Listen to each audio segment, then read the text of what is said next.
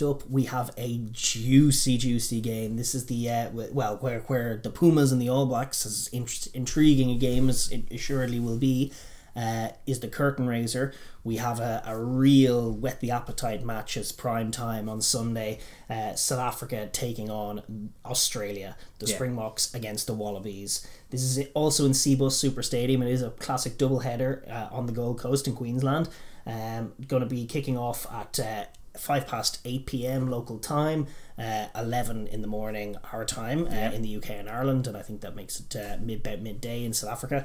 Really juicy fixture coming here. I think I'd be curious. Hopefully they get full attendance. I know it's late on a Sunday in terms of just for getting people in, but I would hope so. Like, it's a double header, so there's a lot of bang for your buck in that. But ideally, like, certainly from an Australian point of view, they'll want that 16th man there. It's not in Suncorp, but they will still want a good home crowd and a loud one and a raucous one like that to introduce South Africa to a new kind of dimension for them, because as successful as they've been over the last few weeks and the great Lions tour and Lions victory, having a full stadium will be something very new. They haven't played away from home to a team with a crowd since the World Cup. I suppose you would qualify the Japan quarter-final perhaps as that, and the Japan warm-up.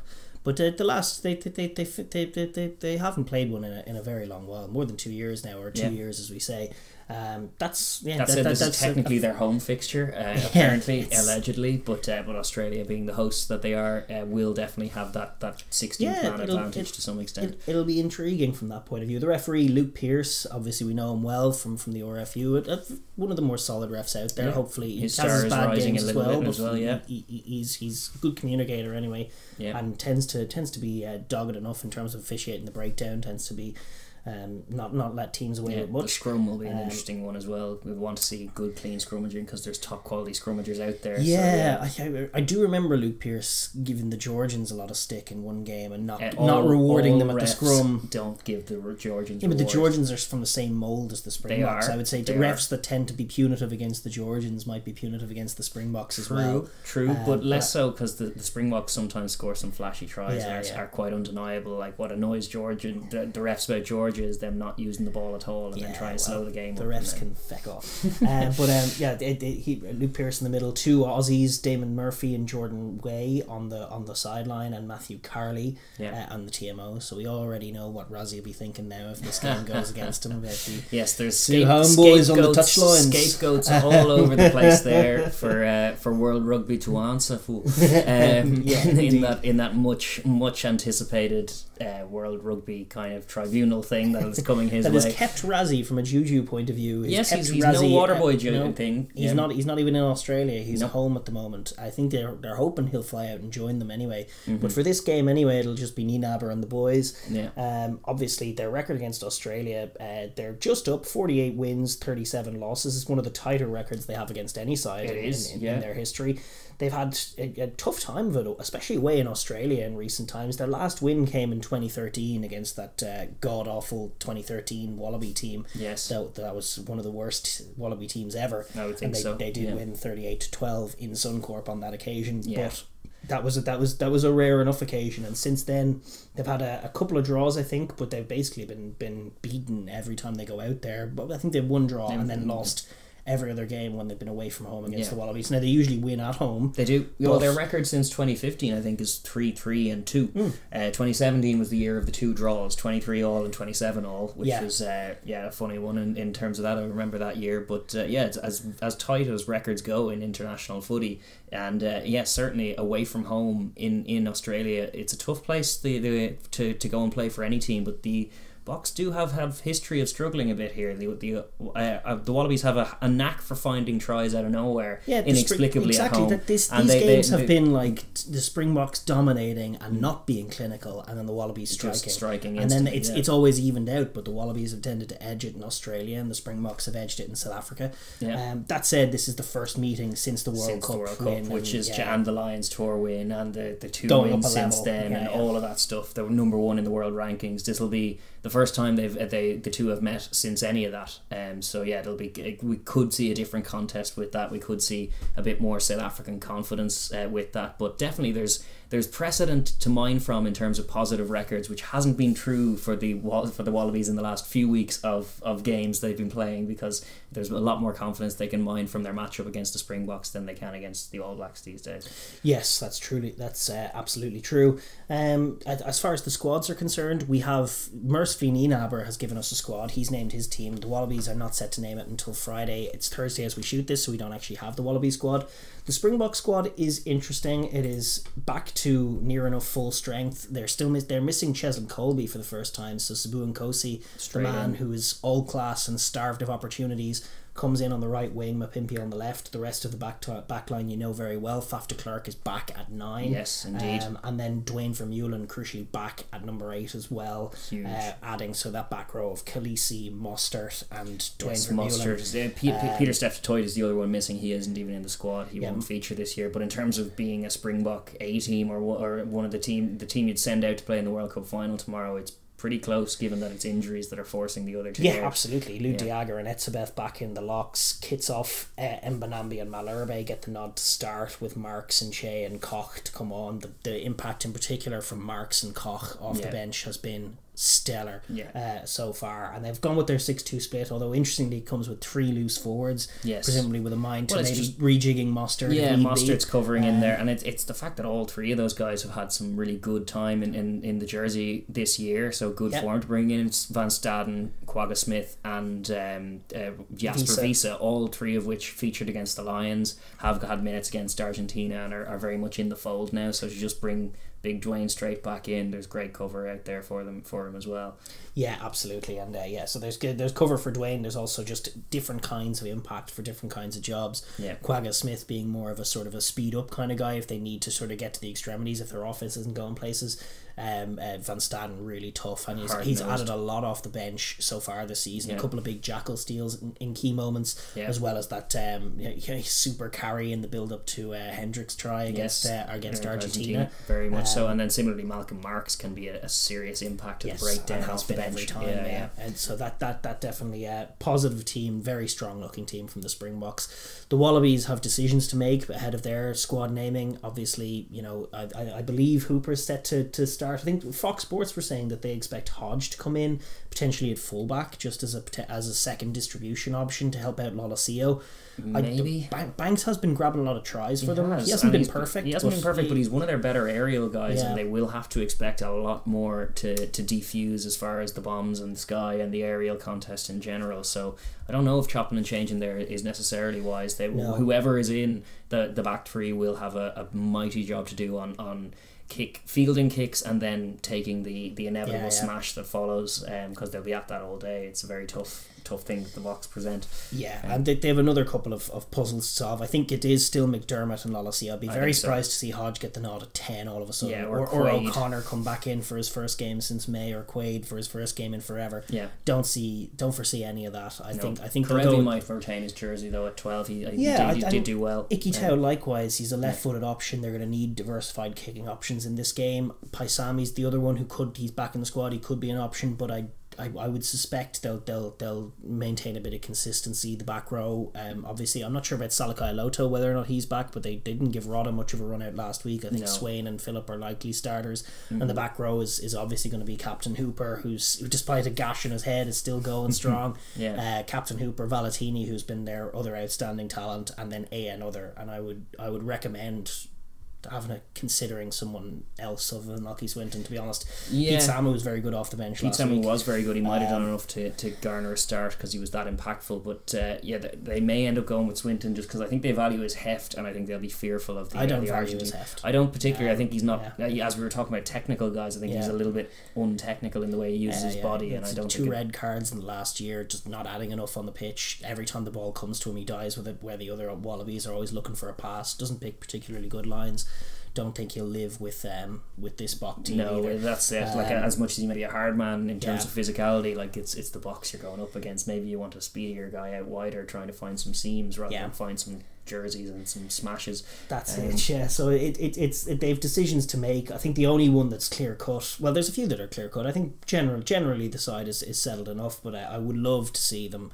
The only one that like will directly impact the preview really is whether or not they go with Tupou to start, because I think and Bell, I would say both of them, Bell and Tupou, much better scrummaging unit than they may think Slipper that there's more of a chance of them being within striking distance this time because the Boks don't score at the same rate as the All Blacks, but it's a risk as much as it ever was, and you're running the risk of having your guys having Slipper and Alatoa just not be able to deal with them, and it's just penalty. And then all of a sudden you have to bring on Tupou early, and then you lose that impact, and then they bring on Koch and they bring on even Nche. I mean, they might like the matchup of Tupou against Nche. It might be their best chance to get something off. They have the luxury of making that call because the Boks named their team early. But I would love to see them just start with them, because I'm sick of seeing them not being able to impact the game. Coming in when they're way out of the reckoning is not something that he's one of their best players, and he's been such a non-factor. They haven't used him well. It's been poor. They need to get him involved early. Looking at the game from the point of view of each team, and we're going to start with the home side, the Springboks, who are technically at home just because of the way the competition's structured. Everyone needs to be home and away. I don't know that they count as a home game for world rankings. That'd be interesting. The Wallabies get credit for an away win against the Springboks if they win here on the Gold Coast. One away, you travel all the way out to the Gold Coast. Yes, indeed. Into the Lions Den. I don't know. I presume probably not. Would be my suspicion, but regardless, the Springboks are labelled as home, but they will be under no illusions. This will be their first game in front of a crowd of any kind in a long time, since the World Cup. So they'll be kind of factoring in that into their preparations, into their heads to be calm in that fray. There may be an adjustment period to conditions between the weather, which will be different from what they've experienced in South Africa, although not too different. I think the main condition they'll be facing that'll be unusual will be that crowd. Absolutely. And it on paper, obviously the Springbok side looks stronger than the Wallaby side. They'll like the matchup of their defence against this Wallaby offence. They'll be a bit frenetic. Guys like Am will be licking their lips, and actually more like guys like Nkosi and guys like Mapimpi out there will be fancy and picking passes like that off the same way the Wallabies persist as they have been persisting with their with that sort of wide approach every time they get a line break and just throwing picks and just being a little frantic and chaotic. I think the Boks will certainly fancy that, especially with their penchant for just trying to hold the ball and move them around in midfield. I think the Springboks will definitely be very, very hungry from that. Their model in terms of their use of the ball is still the same. It is predominantly a kick chase game from the middle third, a set piece game, a defense game, defend, and then do it all over again. Faf is in, obviously. It'll be interesting to see how he holds up, because it was a hip flexor that he did from a kick, and they do ask whichever scrum half is in to box kick a lot. So it's his first game out. Obviously they're confident in him, and he's been in training. It's a fair few weeks. But I'll hope to see him coping with those kicks pretty well, because they will go to him very early on, and it'll be kind of important that he's able to do it comfortably and then still move around the park. But as you say, it's kick to not even contest that much. It's kick to kind of wait for him to come down and smash him, then smash the counter ruck and just make life miserable. They're also on kind of mission. They'll be jostling for control of the tempo of the game, because unlike the Boks Argentina, where both teams were playing at a very similar tempo and ultimately the superior side was edging it, similarly the Bledisloe tests, both sides were trying to play at a pretty quick tempo, and the more accurate team being the All Blacks edged it. This is more of a clash, and the Wallabies will be very keen to keep the ball alive, to try and move them about at a high pace. The Boks will be looking like what they did in Test 2 in the Lions tour, much to the chagrin of any pundits watching. But just, when there's a break in play, someone will go down, get a bit of attention. If there's a scrum, we might reset once or twice. We're going to go for it, but they are going to scrum for penalties. They have an English ref. They'll be confident in being able to scrum for penalties and be aggressive, and then go from penalty to set piece slowly enough, deliberately enough, but frustrate the fans and frustrate the Wallaby team by wrestling control of that tempo. Get them murmuring in frustration. Murmur is what they want to hear. It is important to note that I think that point you touched on is crucial, and could be it's a test for the Springboks in that sense. Is that most the teams they played this year, namely Georgia, the Lions, and the Pumas, pretty much decided, if not from before kickoff, shortly thereafter, that they aren't going to try and take on the defence. Yeah. I suspect the Wallabies, probably the best offence they've faced all year, including the Lions, because the Lions had no rhythm to that offence. Nope.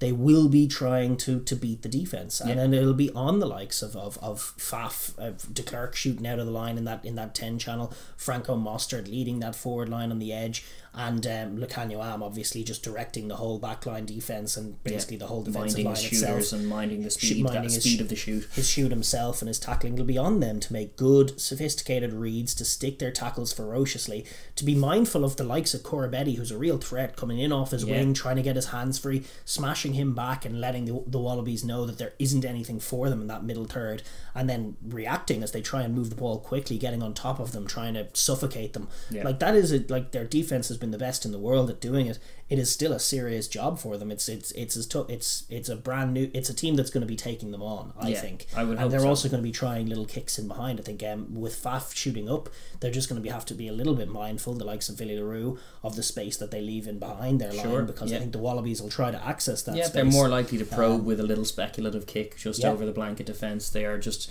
kind of they have that instinct in the middle third for footballing, and they kind of also have a semi-rugby league inclination where once it goes through the 3 or 4 or 5 phases, they'll probably drop it on the toe. You don't have to legally in this game, but they just kind of feel it's already petered out and they'll kick it out, which is not a terrible play against the Springboks, because the more you keep going side to side and getting lateral, you're just inviting the penalty and making it inevitable. So little probing kicks, as long as they're accurate, could pay dividends, and they will be less shy about kicking it because the consequences aren't necessarily as severe as they are against the All Blacks. They'll feel confident enough that if they're in the right areas, they'll probably be receiving another kick themselves. So it's on the Springboks to deal with that. It's on them to not leave that space as totally vulnerable as they have done, and it'll be on them as well. Just the scramble D that was so good, obviously, once their line was broken, just in terms of like when teams finally got to the edge against them, the scramble was already there. That's going to be so important as well. The Wallabies will put such an emphasis on breaking that initial line. If they can fold around the corner through the likes of Del Indy and the forwards coming around the corner and just offer them nothing on the edge,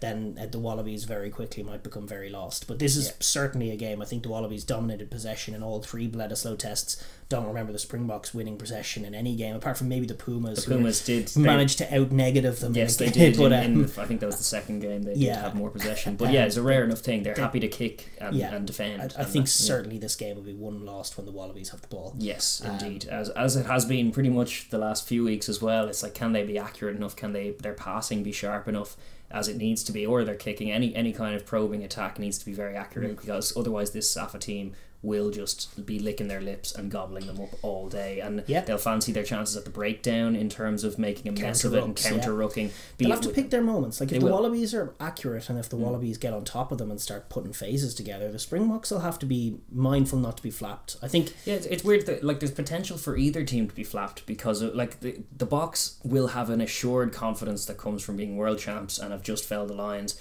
But as we were citing, that record against Australia in Australia is tough, and the fact that they haven't played in front of a crowd, if things go wrong, if they're a little loose to start and then suddenly it's try time and they're behind and chasing a game, they could get unraveled. There's room for them to be a little bit frenetic in that space. They don't have Razzie on the touchline calming them down at every break and play. You know, they will need to mind themselves and beware of those kinds of trappings. But I also think from that Bok perspective, it should be easy enough to rattle this Wallaby side if things start going their way for even a 10 or 20 minute period where you can just kind of flex and turn the screw and slow the game and get that murmur that we're talking about coming from the crowd, and then ultimately getting a maul try to break them down, and like all of these very physical, very kind of emasculating when it's from a forward's point of view. If you can get that Springbok kind of pack just marauding through them both in the loose and the tight, then slowly but surely they need to be patient. Winning the contact all over, absolutely. But patience is a key word. Patience is a key word. If this game is to unravel for the Boks, like they look. At times they look superhuman, this Bok team. They look phenomenal. Just engines and work rate and defensive intelligence as well, in terms of from 1 to 15 they've dialed in the reading of their defence and their defensive system so well. And individual tackling as well, which is something oft overlooked. Like you can have a great defensive system, but if none of the guys can stick a tackle, that doesn't make any difference. And all of these guys, include from scrum half all the way up to the biggest guys on the pitch, are good at sticking hits. Exactly, and that is a key point for them. But when the Lions in particular in moments managed to get some offloads, when they managed to get some phases together, when the Boks when they were efficiently clearing the ruck and keeping the ball, and they kept the ball in play for large periods, the Boks did end up sucking diesel a little bit. Because they work so hard on defense, they really do gas themselves out, and they like to play they like to play a little stop-start. There is potential, if the ball is kept alive for large periods of the game, for them to end up sucking diesel. Yeah, it's tired. Because of how hard they work on defense, and that is the area where they start giving away penalties. They start inviting the pressure onto themselves. They look less composed, and all of a sudden they look human. And in moments in that first test against the Lions, they did look a little bit like that. I don't think they're the perfect side by any stretch, no. And so it'll be on them to keep their composure, to manage to wrestle the tempo back to their level, even if they have to give up that in moments. If the Wallabies are able to paint their picture in moments, can the Springboks then respond, reset, and get back into their own form, and then sort of slowly build a response and a comeback ultimately. 100%. And then throughout the whole duration of it, whether they're in control of the tempo or not, the kicking, both in general play but also place kicking of Pollard, which has been impeccable so far this year, will need to remain so, because I think they will be looking to just keep a scoreboard turning over. They will have periods of dominance, and whether they can score tries or not, like they'll weigh that up, but they need to be confident in their ability to exit and go again. Like the 3 points is good for this team because they're so built on defense that they're very confident that they can score points without immediately conceding a riposte. So just be sure to, in those periods of dominance, be getting some scores on the board, because the risk is that you're only 6 points ahead going into it the last quarter, and like that's, even if you've dominated the game, that can be taken away from you. And like Australia have precedent for doing exactly that in Australia, on Australian soil, to this Boks team. If they're a little bit like loose in terms of their capacity to convert their pressure into points, they could be caught by a cheap score at the very death of the game, and that could be a recipe for defeat for them. So they need to be mindful of it. 100%. Keep press home their advantage, mind their discipline, and just be the more physical side. That very much is the Boks picture. From the Wallaby point of view, obviously, it's they're coming off a 3-test series against the All Blacks. Now they have a 2-test series against the Springboks. And dust yourself down and tell yourself it's okay. The All Blacks are really, really good. Which is true. As true as it is, it's still tough coming off 3 defeats in a row. Jeez, get the Wallabies into the Six Nations. It might actually save their rugby, because it's just very tough. I think this is an equally difficult matchup for them. It is also like an entirely different matchup for them. I was reading a piece in the Guardian, and I think Brett Harris was the name of the author, but he summarised it so perfectly, is that the difference between playing the All Blacks and the Springboks. The All Blacks are playing a 7-style 15s game, whereas the Springboks are almost trying to make it like an NFL game. It's the opposite ends of the spectrum. The Springboks wanted to be slow and physical and explosive. They want to have a break in play, want to have the water come in, play is under review, we will do water, all of that. The All Blacks wanted to be helter-skelter, frenetic, we don't stop until one of us scores. And that's they're in two entirely different things to work with. And hence they're 1 and 2 in the world, so the task doesn't get easier, just very, very different for Australia. Different is right. And that's positive in some ways, in that the way that the Wallabies want, the tempo that the Wallabies want to set doesn't play to the Springbok advantage. That much is definitely true. They can back themselves in a quick game to be the more comfortable team in it, as opposed to against the All Blacks, when they're the ones getting lost by the speed of it all, and the All Blacks are still looking like they're in jogging pace despite it being so frantic. Looking like it's going very quickly, but they still have 1 or 2 more gears, because they're just comfortable in that kind of shootout. 100%. It's a different look that they'll have to adjust to personally, but they'll also have a bit more confidence in their ability to get things off in this contest, because as you say, they are the contrasting style and they are the quick style, and I think conditions in terms of what you're expecting for this weekend, it's Australia, it's the Gold Coast, it's going to be conducive to running rugby. They're going to have their crowd there supporting them. They're going to want to start quickly. That is something they haven't key. been able to do. Not just quickly on the pitch, but just they need to start at the pitch, because they've finished games reasonably well. Like even against top quality opposition, like they were 15-0 down against France and ended up coming back into that one as well. Like these are top quality teams. You don't need to be giving them 3-score advantages before you wake up into the game. You do that against the Boks, they will smother you. The Boks are great front runners. They're very comfortable with a lead, keeping you at arm's length and back in their defence. However, if they can start very sharp and grab a try while the Boks are still settling to this new environment they're in, if they can take a lead early on, be it a 6 or 7 or even a 2-score lead earlier on, that would be ideal, and then try and build from there, try and be composed enough in that game to ultimately edge the rest of the contest, or even just tie the rest of the contest from an early lead, and you'll be able to see yourselves home. It's such a key thing for them, and I'm sure they're motivated, but it's been a consistent theme that they've started sluggishly this year, and it's tough. Yeah. It's very tough to get back. You're talking about however tough it was against the All Blacks, these are actually the world champs and world number ones now as well. It doesn't get any easier. No. You can't afford to arrive not at the pitch. Yeah, indeed, and I think we're talking about from a Springboks point of view that the game will be decided when the Wallabies have the ball. I think that holds true, and I think it'll be, it's exciting in some ways. I mean, the real challenge, I was looking at some of the positive plays that they managed to get off last week, and they're not going to have the same time that they had against the All Blacks. All Blacks have a really good defense, but there was 1 or 2 moments when off kick return they had a chance to sort of look up, then they got around the first chaser from the All Blacks and then managed to find a pass, and then there was like a little seam that allowed them to set up a positive ruck off kick return. Probably not going to happen. The Springboks will be in their faces, flying at them, tigerish around the ruck, so they're going to have to operate with less time and less space, especially initially off the beginning of an offensive set. So it's so important, really off set piece, it's so important that they manage to get something off from those areas, because off the kick returns it's going to be very difficult. They will need like sharp carries from the likes of Hooper to maybe open things up a little bit and stuff. I think they showed some good strike plays to find the tries last week. It was late in the game, but they emphasised it was 2 or 3 phases. I think the longest one sequence was only 8 phases, which just shows you the way the game is going. If you're in the red zone and you have a set piece, you really want a strike move that's like between 1 phase and 5 phases, and then beyond that, 5 phases is quite a lot. Like, it's more often it's the 3rd phase that you're looking to after the hit up and stuff like that. And they've been good at kind of designing plays with good shape to try and isolate things like that. It has to be an emphasis for them here, because as much as they have a good set piece, so a much improved set piece,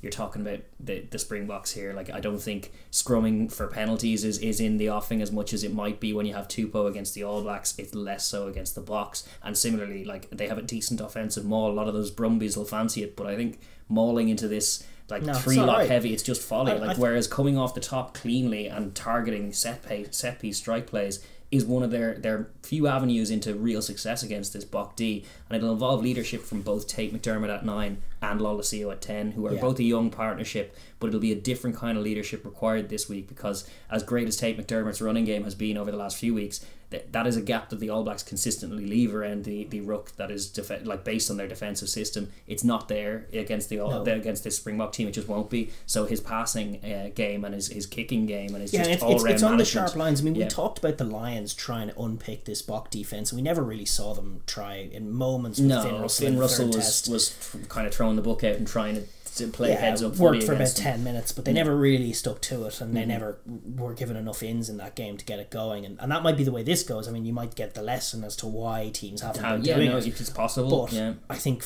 the Wallabies will be the first team to really take on the Springboks in that department, and I think particularly like Hooper is a quality carrier, Valentini, but also Karevi and Koroibete. They have a few players who are really, really sharp ball carriers and quick, and they can pick a line. Actually, Bell himself has a lovely shimmy on him in the loose too. He actually looks like a young Jack McGrath. He has that little hip swivel on him for a prop. It's those explosive one-out carries that can win you an advantage. And now one of the areas that they're going to have to emphasise is clearing the ruck. I mean, we talked about the counter ruck of the Springboks, because the first mission is breaking the line, and that's so important and so difficult. You're going to have Mostert in your face. You're going to need to get outside him, inside the next shooter, inside Del Indy, and shoot down that sort of 10 channel is where the initial gap will be. You've got to break the line through the likes of Koroibete, get through, win that contact, present it quickly, and then the forwards have to be so much sharper. Like Swain and Phillip have had some good fun offloading and such.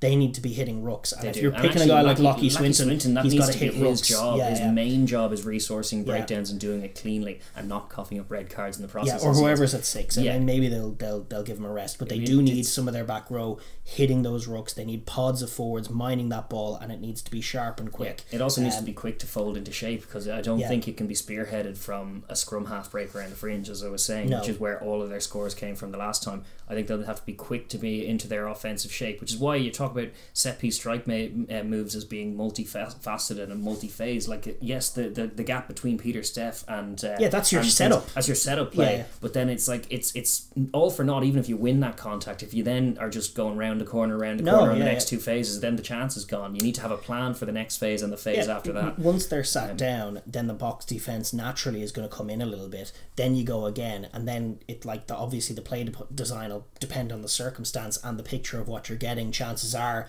if you've sat them down one phase, Lolosio is going to be presented with Am and Del Indy right out in the line, just you've got to go inside again. We're actually not ready for you out here, and that's where the decision making of the young 10 is going to be so important. And the execution. Infield kicks. I mean, you look at the last time that any South African team, all conquering Bulls, had to go abroad and play in front of a crowd, and they ended up playing a different style against a team that wanted to attack a little more, and they kept the ball alive with infield kicks and kind of tired out the South African side. Clever little infield kicks to take Am out of the game are going to be so important, and whether Lolosio is up to the task or not remains to be seen. But there's going to be space somewhere. Faf likes to join the defensive line, Am likes to come out, Del Indy likes to come out. Even the wingers like to push up really high. They're going to need to put little balls infield, keep them alive into that little space, just over the top, or put pressure on Willie Leroux. Get your wingers involved in that way.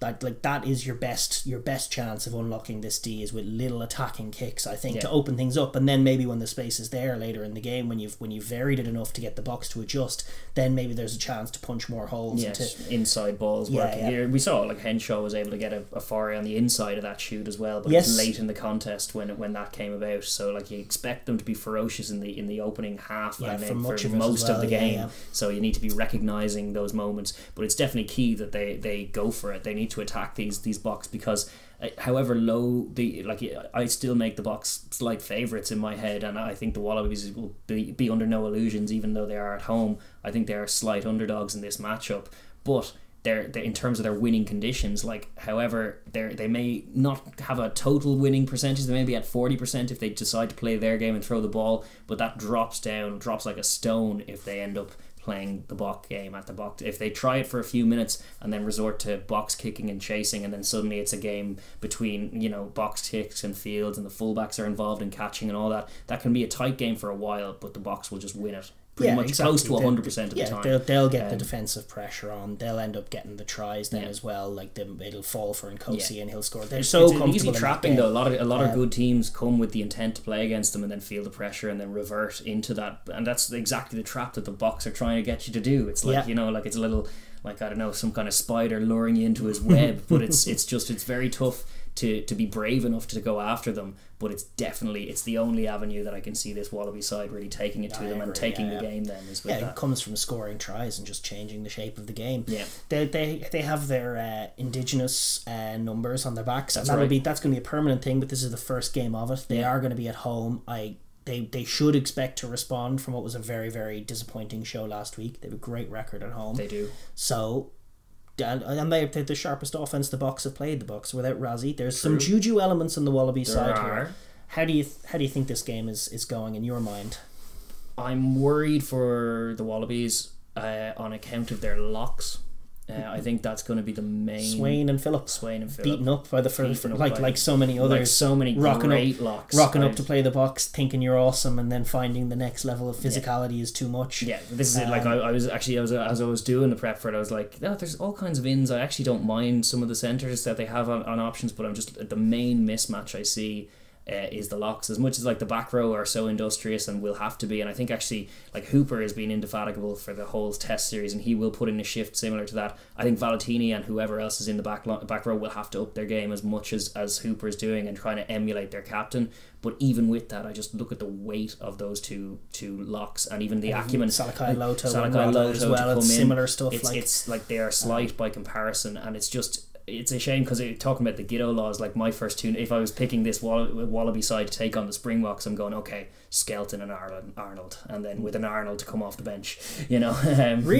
I don't agree with that. I think Phillip has maybe Phillip to come off the bench. I would start Phillip with Skelton and then maybe an Arnold or maybe Swain. All are comparable. I certainly wouldn't write off Phillip and Swain. No, I wouldn't. But I do agree with you that it'll be a step up, because I think that is ultimately it's the engine room, and it's where many tight contests are decided. And I think slowly but surely they will be shocked. Listen, I think if they can't hold up the scrum, the maul, the contact area at all, then all your plans crumble. There's there's a slight chance that it's very, very hot, and then suddenly you do see they manage to keep it in play early doors, and they do manage to get this Boks a little raggedy going in the early going. That's my theory, is that like maybe the Boks, all of this stuff happens, but the Boks, it's only good for, like the World Cup between the Boks and the All Blacks, it's only good for a 6-point lead in the opening 20 minutes, and then the Boks are still on top, but it's a lot of middle third dominance. Maybe there's a third penalty in it for them, but then 30 minutes arrives and the Boks slow down, as they do in the build up to half time. If the Wallabies can nick a try there, then all of a sudden it's a tight game, and a tight game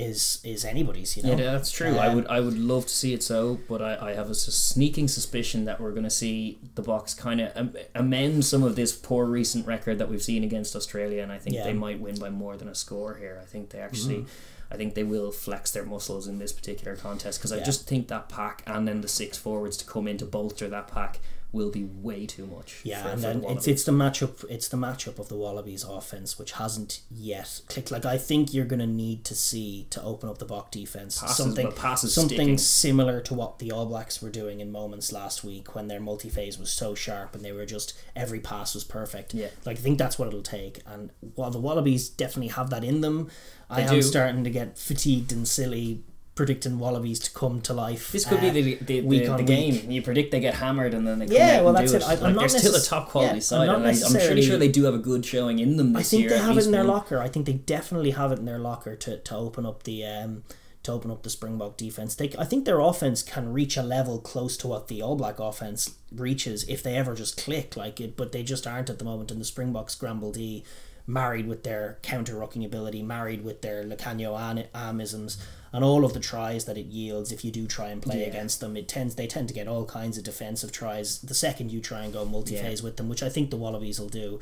And I just don't know if they're smart enough. So no, I do agree with you. I think the Springboks to win. I'm trying to put the picture together. I don't think it's going to be a bonus point win, though. No, I wouldn't think so either. And I think even though it's a 2-score game, and it could be, I think it won't be, and I think that'll be the ultimate punishment. Like, because I think the Wallabies will probably grab a try against them as well. They'll be defiant enough to do that. I'd be very surprised if they're held tryless. Although not hugely surprised, because the Boks have a great record at doing just that. But I think the Wallabies will find at least one try in this, but I don't think it'll be enough for them. Yeah, no, I do agree. I think ultimately there'll be defensive tries in it for the Springboks that'll do for them. But I think it'll be a good game. But I do think 10-point win for the Boks probably reasonable. Maybe sure. I'll say a 5-point win for the Boks. And a good game to boot. Yeah, I'm looking forward to it though. The colour, the anthems, and all of that, and just the pageantry of it, like a double header for the Rugby Championship. We're no more staggered weeks like this. We're just going to have two games, juicy fixtures as we motor on through the rest of the campaign, and looking giddily ahead to the rematch between the All Blacks and the Springboks, which, you know, I'm excited. I'm buzzing for that. But these are all very, very good games to whet the appetite. I'm buzzing for these games. It's going to be great. Let us know how you think it'll go down in the comments. But for the time being, we're going to move on. Absolutely.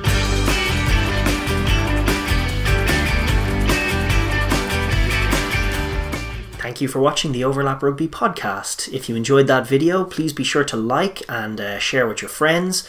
And if you'd like to hear more of what we have to say, please be sure to subscribe and click that bell so you get notified when we upload our videos. And please join the comment section as well. We like to get a fun conversation going here.